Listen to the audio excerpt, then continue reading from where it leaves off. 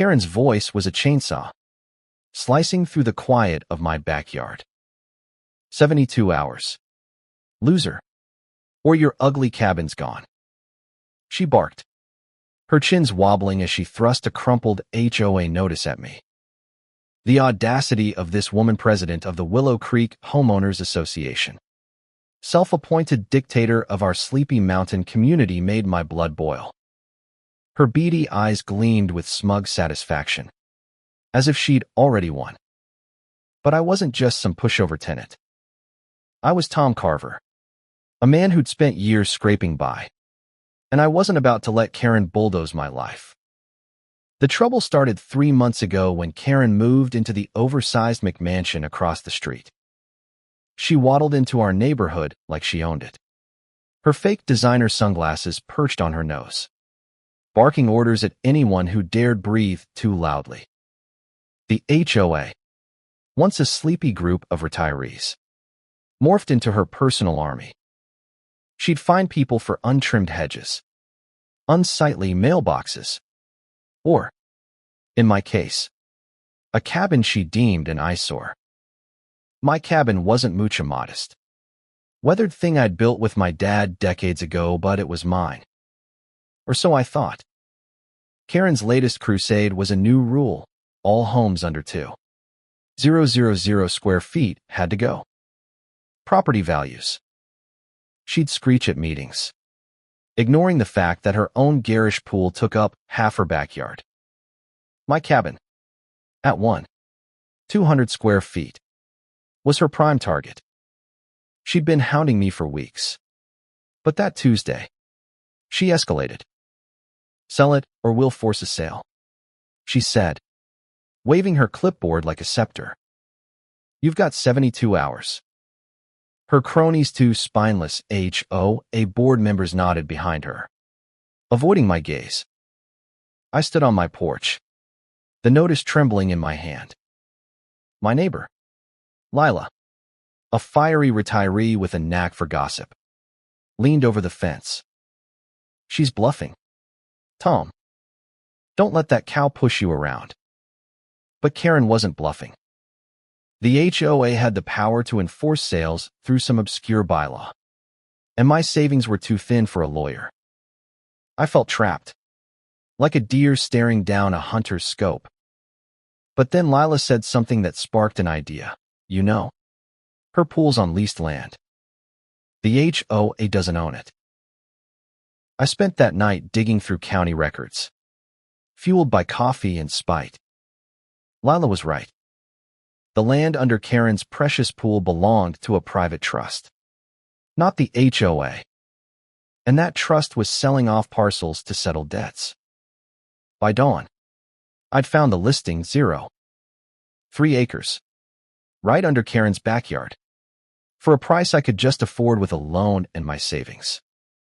It was a long shot, but if I owned that land, I'd have leverage. I called the trust's agent at 7 a.m. and made an offer. The next day, Karen was back, this time with a smug grin and a new notice. 48 hours left. Carver, don't make this harder than it needs to be. She stood by her pool, its water sparkling like her inflated ego. I smiled back, a rare thing those days. "Karen, you might want to check your mail." Her face twisted, confused, as she stormed off.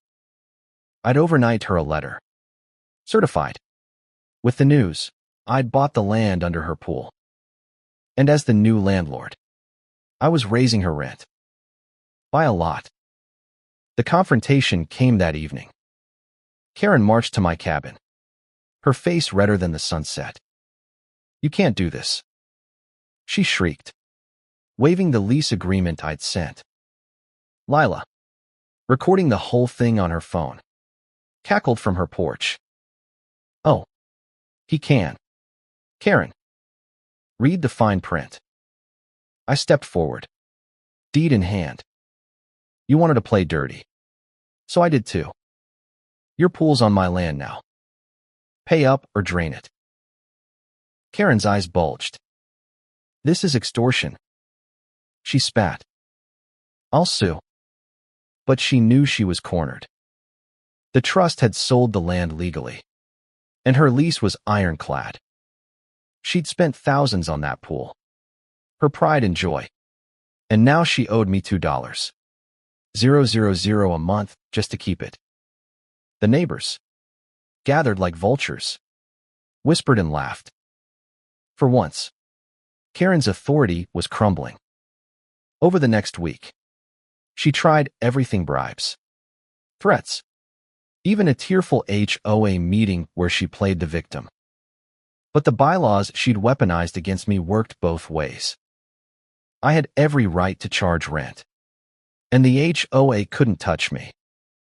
Lila spread the story like wildfire, and soon, half the neighborhood was toasting my victory at the local diner.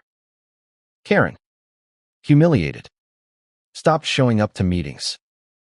Her cronies abandoned her, and whispers of a new HOA president started circulating.